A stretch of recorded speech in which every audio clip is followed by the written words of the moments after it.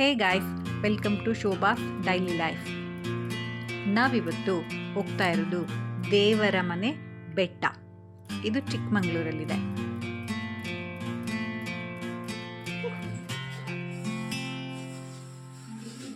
ದೇವರ ಮನೆ ಬೆಟ್ಟದ ಹತ್ರ ಒಂದು ದೇವಸ್ಥಾನ ಇದೆ.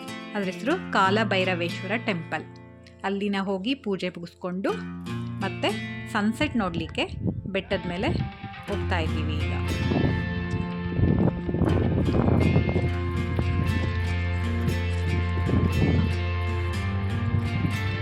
ಪೂಜೆ ಮುಗಿಸ್ಕೊಂಡು ಬೆಟ್ಟ ಹತ್ತಲಿಕ್ಕೆ ಶುರು ಮಾಡಿದ್ವಿ. ಹಾಗೆ ತುಂಬ ಜನ ಕೂಡ ಸನ್ಸೆಟ್ ನೋಡ್ಲಿಕ್ಕೆ ಬರ್ತಿದ್ದಾರೆ.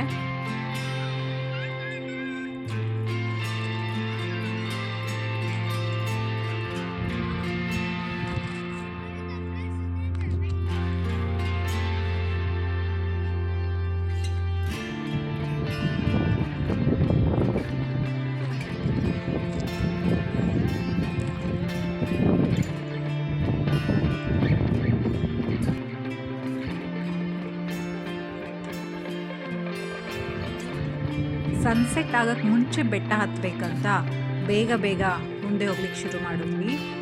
ಆದರೆ ಬೆಟ್ಟದ ತುದಿನೇ ಸಿಗ್ತಾ ಇರಲಿಲ್ಲ.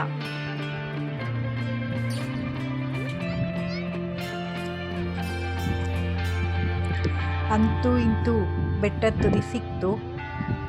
ಬೆಟ್ಟದ ಮೇಲೆ ಬಂದ್ವಿ ನಾವೆಲ್ಲ.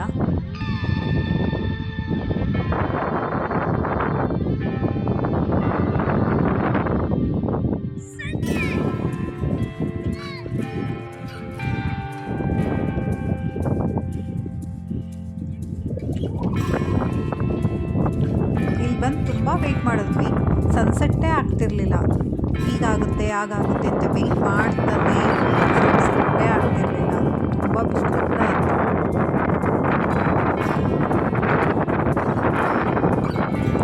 ಇಲ್ಲಿ ಬಂದರೆ ತುಂಬ ಗಾಳಿ ಇತ್ತು. ಎಷ್ಟು ಗಾಳಿ ಅಂದರೆ ನಾವು ಮಾತಾಡೋದು ಕೂಡ ಕೇಳಿಸ್ತಾ ಇರಲಿಲ್ಲ.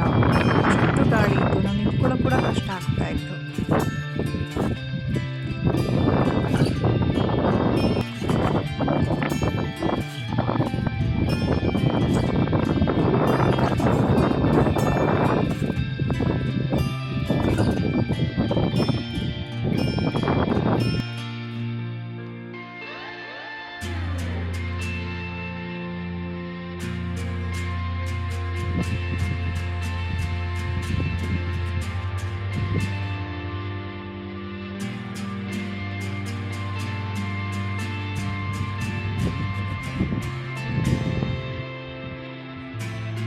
ಪ್ರಭುದನ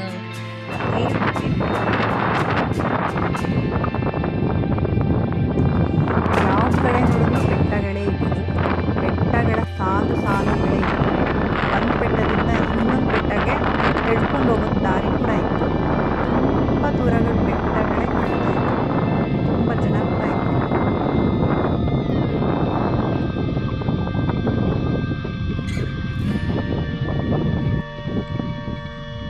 ಬೆಟ್ಟದ ಹೂ.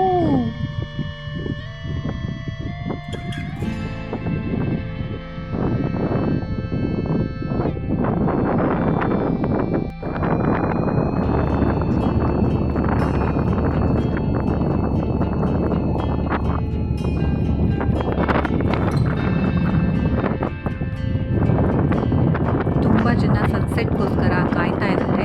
ಆ ಕಡೆ ಬೆಟ್ಟದ ಮೇಲೆ ನಾವು ಫೆಬ್ರವರಿಯಲ್ಲಿ ಬಂದಿದ್ದೀವಿ. ಆದರೆ ಮಳೆಗಾಲದಲ್ಲಿ ಬಂದರೆ ತುಂಬ ಚೆನ್ನಾಗಿರುತ್ತೆ ಅನಿಸುತ್ತೆ.